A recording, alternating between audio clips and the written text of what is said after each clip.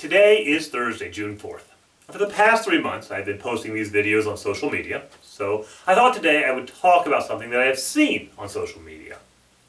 In several platforms, I have seen people call Christians to have faith in God and not be afraid of this virus. And certainly there's truth there. Our God is greater than anything in this world, and we do not need to be afraid or anxious.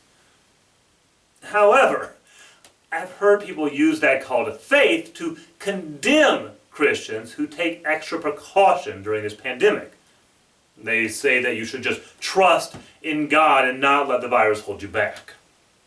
So today, for this circumstance or any circumstance, I want to talk about the distinction between faith and recklessness. I think that distinction can be seen in two passages. One is the Gospel of Matthew, chapter 4, verse 7. It's the temptation of Jesus. The devil took Jesus up to the top of the temple, the tallest building in Jerusalem. And he said to Jesus, "If you are the Son of God, jump. God has a plan for you. You know God has to protect you to complete his plan, so demonstrate your faith in God by jumping." Jesus responded by quoting from Deuteronomy. He said, "Do not put the Lord your God to the test." Second passage is from the book of Malachi, chapter 3, verse 10.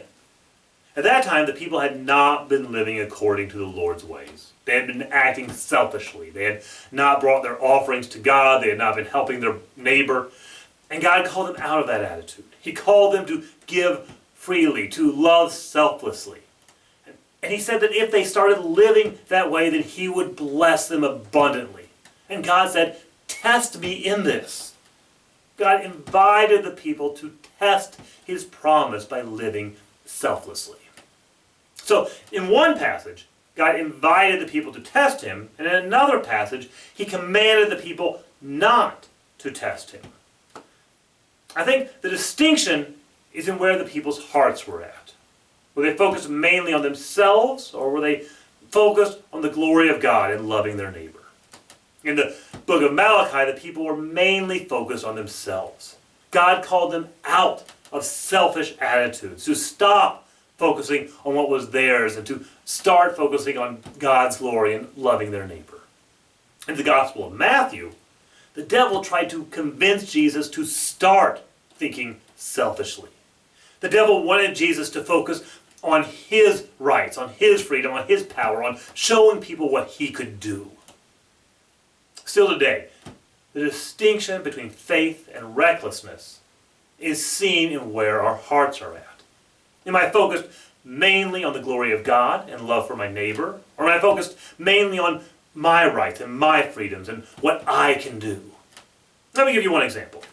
I have heard people decry the use of masks in public. They say that we should trust God, and this is just the government trying to control us, and if we really have faith, then we would not rely on these masks. So, we should ask ourselves, where is my heart at? Am I focused on myself, or am I focused on God and my neighbor? Do I refuse to wear a mask because I think wearing a mask violates a command of God? Or do I refuse to wear a mask because I think that not wearing a mask is a sign of love towards my neighbor? Or do I refuse to wear a mask because I am focused on my rights, my freedoms, what I can do? We are free in Christ. But one of the most common themes in Paul's letters was a call to sacrifice our freedoms for the good of our neighbor. So, if I am refusing to wear a mask because I believe that I am showing love to my neighbor, then that is an act of faith. If I'm refusing to wear a mask because I'm focused mainly on what I want, then that is an act of recklessness. Now, this is not always easy. God calls us to a risky faith. He calls us to step across the line of comfort and safety in many, many ways in life. But he does it for a reason. In social distancing or in any other area, to take a risk for the sake of risk, or to take a risk for a reason that is ultimately self-centered, is recklessness. To risk for the glory of God, or to risk to show love to my neighbor, is an act of faith.